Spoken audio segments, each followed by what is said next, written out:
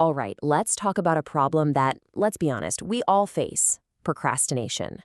Today, we're going to dive into Neil Fiore's fantastic book, The Now Habit, to show you why maybe everything you've ever been told about fighting it is actually wrong. So let's just start with this one big question. Is procrastination just you being lazy, a sign you don't have enough discipline, or is it something else entirely? We're so often taught to see it as a personal failure, but what if it's really just a totally predictable psychological response? That one shift in thinking is what we're going to unpack today, and believe me, it changes everything. Okay, so let's get into the why of it all. If you really want to solve procrastination, you have to stop just fighting the symptoms, the putting things off, and start understanding what's causing it in the first place. This isn't about forcing yourself to work harder. It's about figuring out those internal triggers that make you want to slam on the brakes. Right off the bat, Fiore's big idea is this: procrastination is not laziness. Simple as that. A better way to think about it is as a defense mechanism. It's your brain's way of trying to protect you from something that feels bad, whether that's stress or the fear of not being good enough or that crushing pressure to be perfect. And this comparison here, this is where the real breakthrough happens. We're always told procrastination is about being lazy or not having enough willpower, which just makes us feel guilty, right? But Fiore reframes it completely. He says, no, it's a fear response. It's a defense mechanism, and it's often fueled by perfectionism. And seeing it this way isn't just playing with words. It's the first real step to actually solving the problem. So what are these real roots he talks about? Well, first up, there's the fear of failure or judgment, that worry that what you produce just won't be good enough. Then you've got the massive weight of perfectionism, where the pressure to be absolutely flawless makes it feel impossible to even start.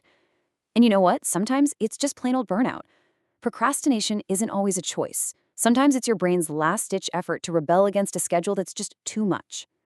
Now, here's the crazy twist. We think feeling guilty is supposed to motivate us, that if we shame ourselves enough, we'll finally get to work. But Fiore argues it does the exact opposite. Guilt just adds more stress and anxiety, which makes the task you're avoiding seem even worse. And when work starts to feel like a punishment, well, of course you're going to avoid it. Okay, so if beating ourselves up is actually part of the problem, what's the solution? What actually works?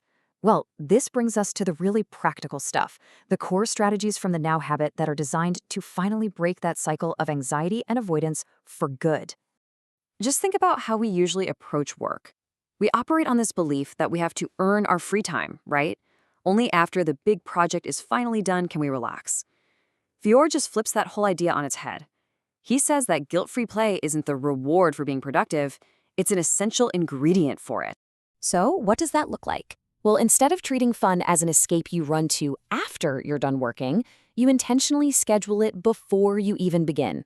It sounds backward, I know, but this simple shift helps build a much healthier relationship with your work. It drains away the resentment and actually makes you sharper and more focused when it is time to work. This idea is the heart of a method Fiore calls the Unschedule, and it completely reverses how we normally plan our day. Step 1. Fill your calendar with the fun stuff first: your breaks, hanging out with friends, hobbies. Then you just track the time you actually spend working, and you aim for these short, focused bursts. All of a sudden, work becomes something you fit into a full life instead of being the one thing that takes it over. The language we use in our own heads makes a huge difference. Just think about it. When you say I have to or I should, it feels heavy, doesn't it? It creates resistance. The trick is to reframe it all into the language of choice. Saying I choose to start this report now, or I will work on this for 30 minutes, that's not just a mental game. It's about taking back your sense of control. The real goal here is to make work feel engaging, to get into that state we call flow. And to get there, a few things are key. First, get rid of distractions. Yeah, I'm talking about your phone. Second, set really clear, really small, achievable goals for each work session. And most important of all, focus on making progress, not on being perfect. Perfectionism is the enemy of getting things done, and it's probably the biggest thing driving your procrastination. Okay, so we get the psychology and we've got some new strategies. Now for the most important part. How do we actually use this stuff in our real lives? Let's talk about how to make productivity feel empowering, not like a punishment. You know that feeling when a task just seems like a giant mountain? The motivation to even start is zero? The solution? Make the mountain tiny. Seriously, just commit to 5 or 10 minutes of work. That's it. Anyone can do 10 minutes. The secret is that starting is always the hardest part. Once you're in motion, momentum has a funny way of taking over. So the next time you find yourself procrastinating, instead of starting that usual cycle of beating yourself up, just get curious. Ask yourself, hey, why am I avoiding this right now? Are you afraid of what someone will think? Do you feel totally overwhelmed?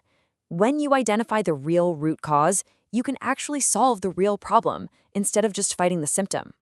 And I'm going to say this again because it is probably the most crucial takeaway from all of this. Scheduling time for fun, for rest, for connection, it isn't selfish. It's not a distraction. It is a strategic requirement for doing your best work. Think of it like fuel for your engine. Without it, you're just going to run on empty. At the end of the day, the real power in this whole approach is that it's compassionate. It's not about fighting against who you are. It's about understanding how your brain is wired and working with it.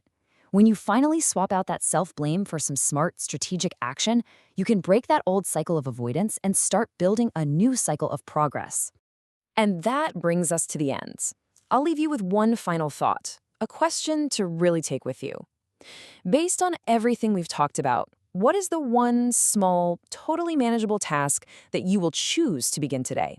Not because you have to, but because you decide to.